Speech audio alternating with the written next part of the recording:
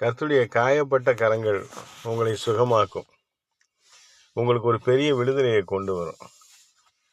இயேசு கிறிஸ்துவின் தழும்புகள் சகல வியாதிகளையும் சுகமாக்க வல்லது. இயேசு கிறிஸ்துவின் ரத்தம் சகல பாவங்களையும் நீக்கி நம்மை சுத்திகரிக்கும்.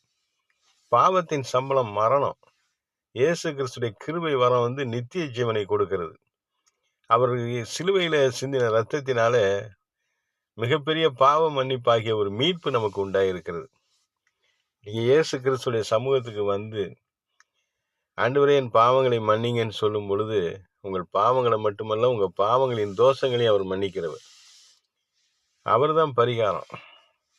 வேற உலகத்துல உங்களுடைய கஷ்டங்களுக்கு யாரும் பரிகாரமா எதுவும் செலுத்த முடியாது. அவரே தன்னை ஒரே ஜீவ பலியா, எல்லா காலங்களுக்கும் ஒரு பலியா, தன்னை ஜீவ பலியா ஒப்பு கொடுத்து சிலுவையில மரித்து ரத்தம் சிந்தி உயிர் தெழுந்து இருக்கிறதுனால ஒரு பெரிய விடுதலை முழு மனுக்குலத்துக்கும் வந்திருக்கு.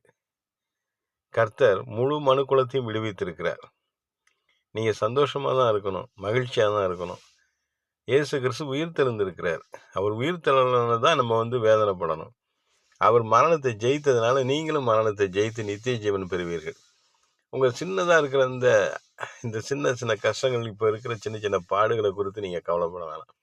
இதெல்லாம் மேற்கொள்றதுக்கு கர்த்தருடைய வேத வசனம் இருக்கு. தினந்தோறும் வருஷ கிரமமா நம்ம பைபிள் எடுத்து வச்சு படிக்கிறப்ப அந்த பைபிள்ல இருக்கிற வசனங்கள் நம்மோட பேசும்.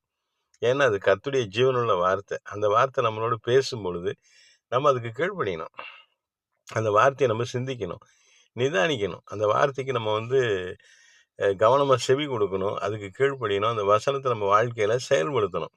அப்படி செய்ய ஆரம்பிக்கும் பொழுது நம்ம வாழ்க்கையில ஆசீர்வாதங்களை தடுக்க யாராலையும் முடியாது.